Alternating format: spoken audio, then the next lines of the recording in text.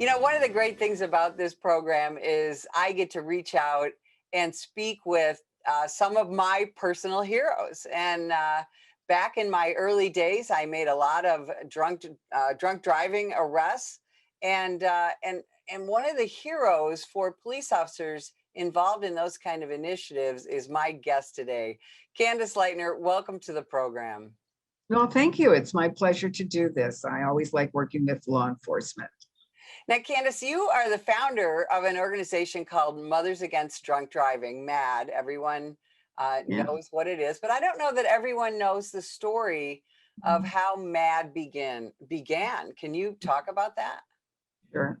My 13-year-old daughter, Carrie, she was an identical twin, was killed on her way to a church carnival. She was hit from behind. She was thrown 125 feet in the road. She was left to die. It was a hit and run. Later, we learned the man who killed her was out on bail from another hit and run drunk driving crash, and this was a repeated pattern of behavior for him. And I was stunned to learn from the California Highway Patrol that probably nothing would happen because that's the way the system worked at that time.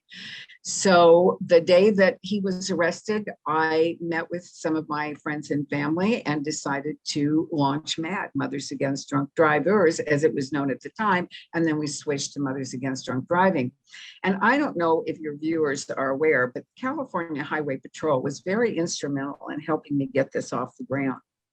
I knew nothing about politics, nothing about lobbying. I wasn't a registered voter. I didn't know Republican from a Democrat. And because, of course, they were involved with my case, they sort of took me on with the cause and they taught me everything. They had me sit down and watch legislators during hearings. They took me to the Capitol. They gave me the vehicle code book, the California vehicle code book, which was, about 10 feet thick. And they gave me a tape recorder so that when I didn't understand something, I would tape my questions and I would meet with them every week and go over my questions and they would answer them. I mean, I actually knew the law better than district attorneys did. And so I've always credited them with helping me prepare for such a major undertaking, of which I had no idea at the time that it would be. And so MAD was launched. Now you have gone far above and beyond MAD now with a new initiative that is really sweeping the country and I think beyond. Let's talk about We Save Lives. Yeah, I started We Save Lives some years ago to bring all these organizations together that were sort of working on their own. And there are so many of them in the highway safety field and people really don't know about them. Also, I was very concerned about the issue of drug driving, of which no one was doing anything about at the time in terms of organizations, and distracted driving, which really wasn't as well known then as it is now. And so we tackled We Save Lives focuses on the 3 Ds, drunk, drugged, and distracted driving.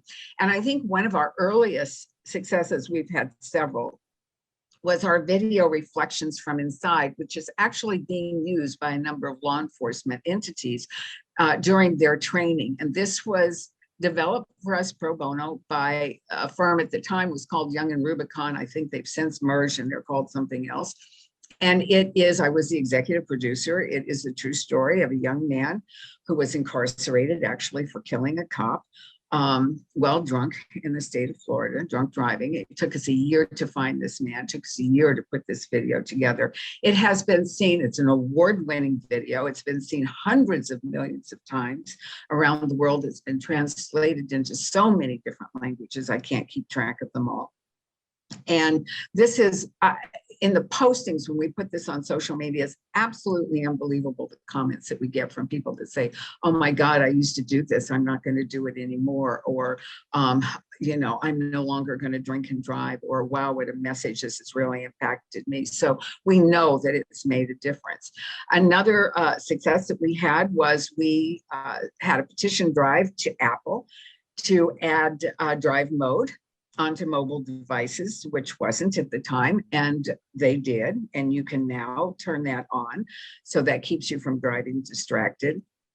We've been involved in a number of legislative efforts, some not so successful, especially when it concerns oral fluid testing, but some very successful. And we actually were the ones that promoted oral fluid testing around the country and encouraged and worked with some pilot projects that involve law enforcement.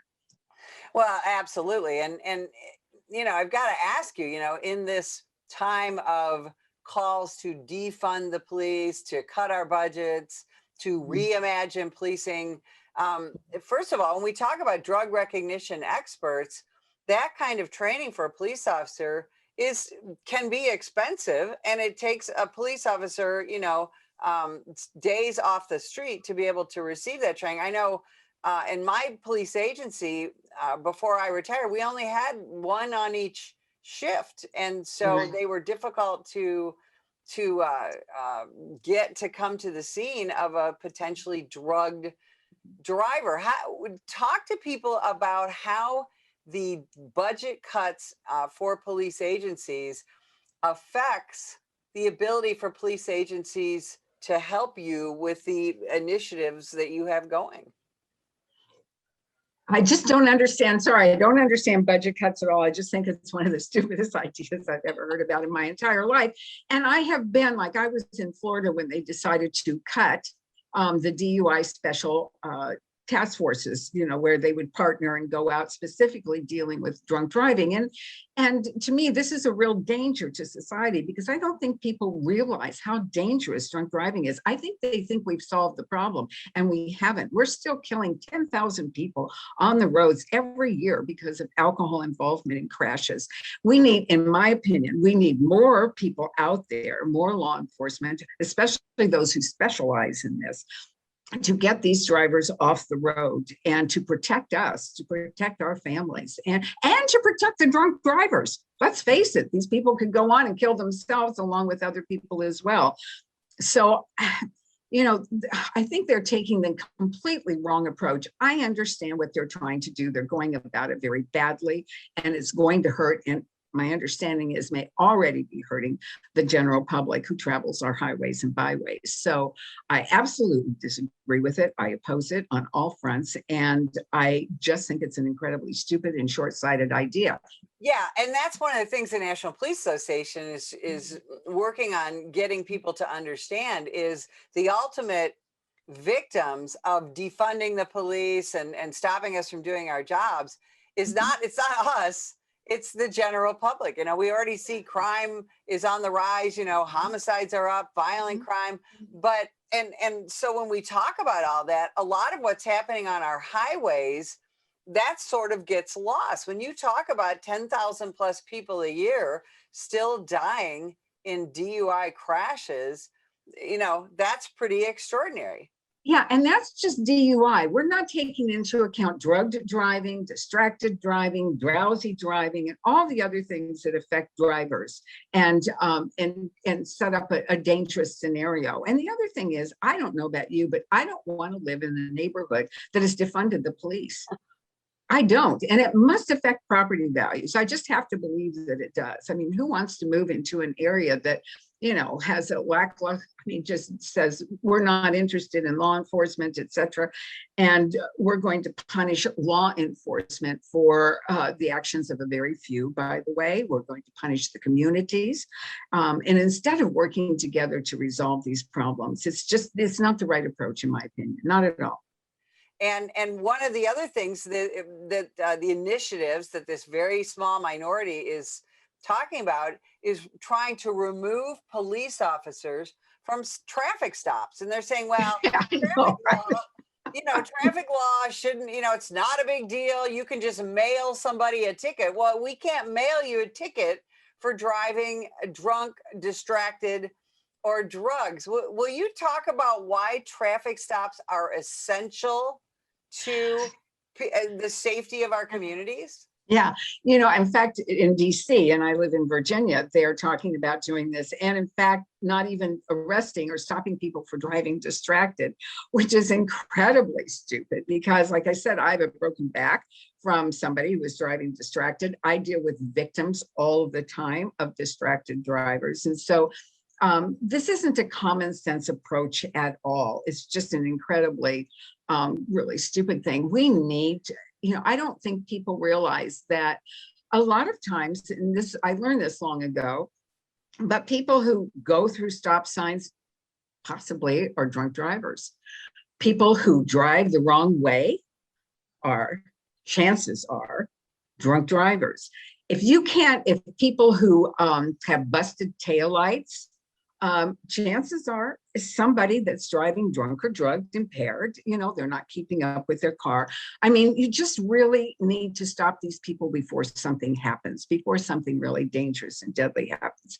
I think where I get frustrated is I see all of this anger at the police. I don't see the same anger at the criminals and the crimes being committed. I don't. I keep thinking, look what we were able to accomplish with MAD. We reduced drunk driving from 25,000 or alcohol-related crashes from 25,000 people being killed a year to 10,000. Yeah, 10,000 is still a horrible number, but that's 15,000 people that aren't being killed every year. Why aren't we doing the same thing about other crimes as well? Why aren't we protesting? Why aren't we in the communities? Why aren't, when we see drive-by shootings, why doesn't everybody come out, protest and march and do whatever peacefully about these crimes that are being committed on a daily, hourly, minutely basis? I just don't understand that, because I know from my work, it would make a difference. I really believe that. Again, you save 15,000 plus lives a year. That's a really extraordinary legacy, Candace. I've actually been told that I'm credited with saving something like 400,000 lives over the past, whatever it is, 40 years or so.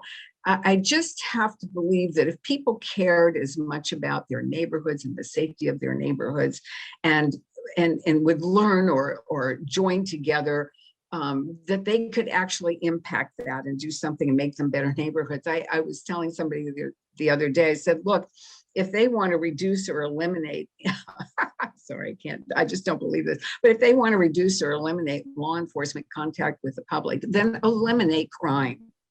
And you've solved your problem. Problem solved. It really would. And I think a lot of people, they say, well, why are police enforcing these laws? Again, law enforcement doesn't make the law. We don't make a single law. We are tasked by politicians with enforcing the laws that they put on the books. And you have a great deal of experience in dealing with the legislature. You have changed laws, and you talk about your experience with not only the legislature and dealing with that, but also with prosecutors, because one of the things I know you had to do and are still doing is it's not enough for police just to arrest somebody who is drugged or drunk or distracted, but you have to get a prosecutor interested in that case. Talk about that a little bit. Yeah, I think we were the prosecutors' best friends back in the day, because, and I have to tell you, I personally got so involved in investigating crashes, I honestly thought I should have taken it up later on, where the prosecutors would refuse to prosecute. People would contact me, victims and survivors. I would go in and look at their records with the police sharing me the information that they had, and I would take it back to the prosecutor and I would say, okay, here, I found this over here. Did you see that? Actually, that was kind of fun. And so we actually had cases open that had been shut. Plus, the prosecutors knew that we were right there watching to make sure that they gave it their best shot. That victim and that survivor deserved justice. And if there was any way that it was possible they would get it, we wanted to ensure that they did. And I still feel that way today. And I still feel that, unfortunately, I think that pressure, or that is no longer being put on prosecutors, because I'm hearing constantly now from victims and survivors that their cases didn't get prosecuted to the fullest. There was a lot more that could have been done, especially depending upon the region of the country, or if the drunk driver was somebody that was known to politicians, et cetera. We are seeing that happen a lot now, which in those days we were able to put a stop to that. That just didn't happen. That isn't unfortunately a focus anymore of a number of groups, and I don't have the wherewithal to do that. But I have written in some cases prosecutors and said, look, I'm hearing from, and what can you do? But no, I think there needs to be more of that. We used to do court monitoring. Love that program. That's how we got judges to rethink some of their sentencing. And I still think it's a very viable and a really good program for people to do. I just think a lot of times protesters and people who are so anti-police really need to go to the other side.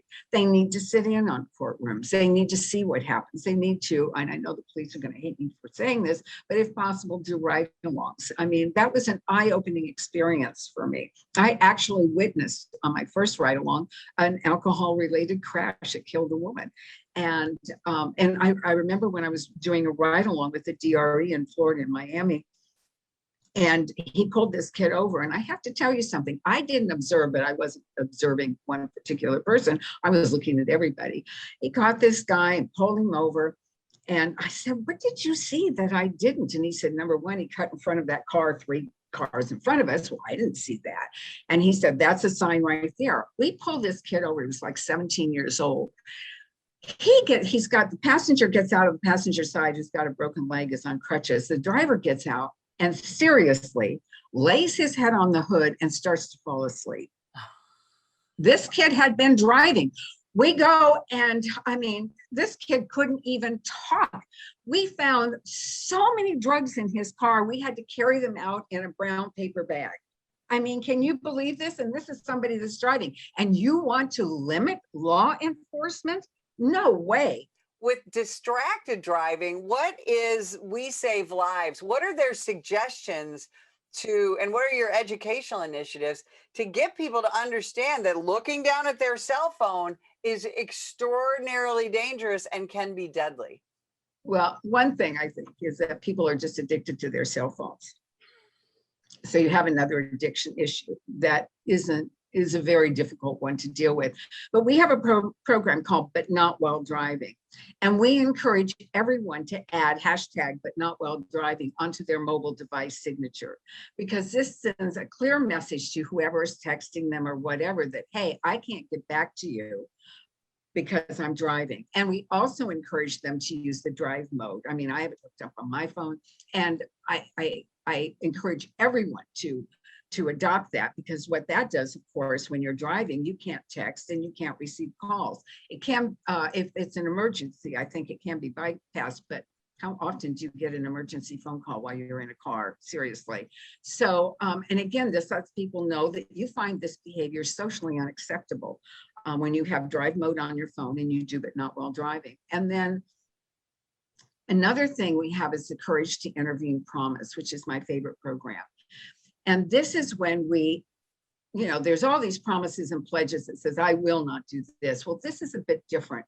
This says, I will not let my friend drive drunk. I will not let my friend drive drugged, and I will not let them drive distracted. And I've actually done kind of dialogue groups and role playing with people who have contacted me and saying, look, I get in the car and my girlfriend just gets her cell phone or Bluetooth and I don't know what to do. And I actually help them learn about what to do. I like to empower the passenger to take control and say, hey, look, while I'm in your car, I value my life and I value yours too. And so while I'm in the car, I would appreciate it if you did not use your cell phone or Bluetooth. I will use your cell phone if you need me to send a message to someone that's really important. I'm happy to do it for you, but I don't want you doing it. And then I have a graphic that I use that says, I do not want you to text me or call me while you're in your car, because I do not want to be responsible for your death.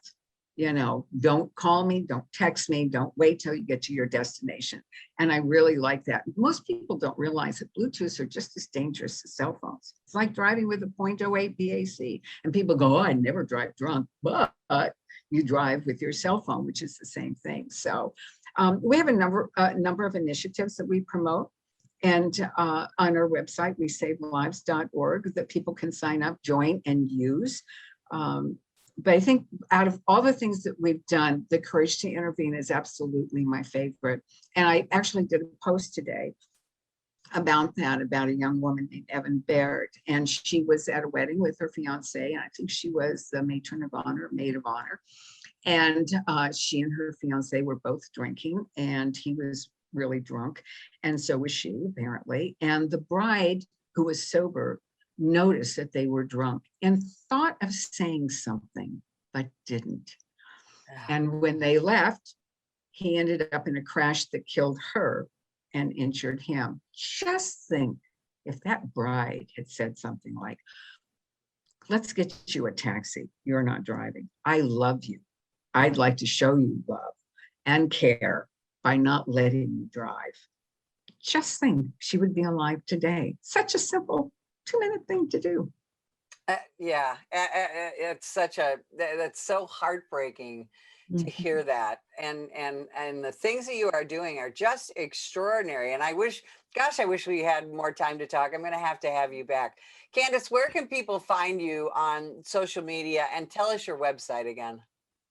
Well, I have 2 websites. One is CandaceLightner.com, and the other is WeSaveLives.org. I have my own personal social media, and I'm on Instagram, LinkedIn, and that's Candace Lightner, whatever. I'm not real knowledgeable about how to do Instagram. If anybody out there wants to volunteer and help us, great. But I do LinkedIn, and we are on Facebook and Twitter, both me, Candace Lightner, and We Save Lives. And we're on whatever I know how to do. Whatever social media I figured out how to do. Well, I tell you, I love your Twitter feed, and you're going to see more from Candace and the National Police Association, because our organizations are going to do some partnering, and we'll have to talk more about that next time. Candace Lightner, thank you so much for spending time with me. And if you would like more information about the National Police Association, visit us at nationalpolice.org.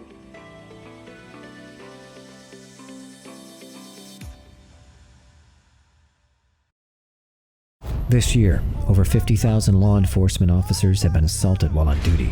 A vast number of these attacks were filmed and uploaded to social media in the pursuit of likes and attention. What they want to do is film you instead of like, what can I do to help this officer? Together, we can change this disturbing trend.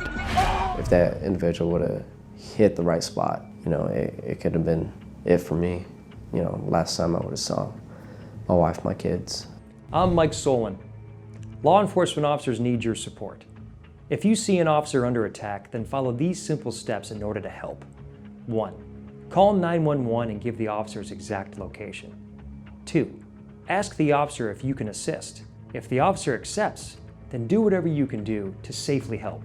3. If the officer declines, then start filming and be a good witness. It's time to stop filming and start helping.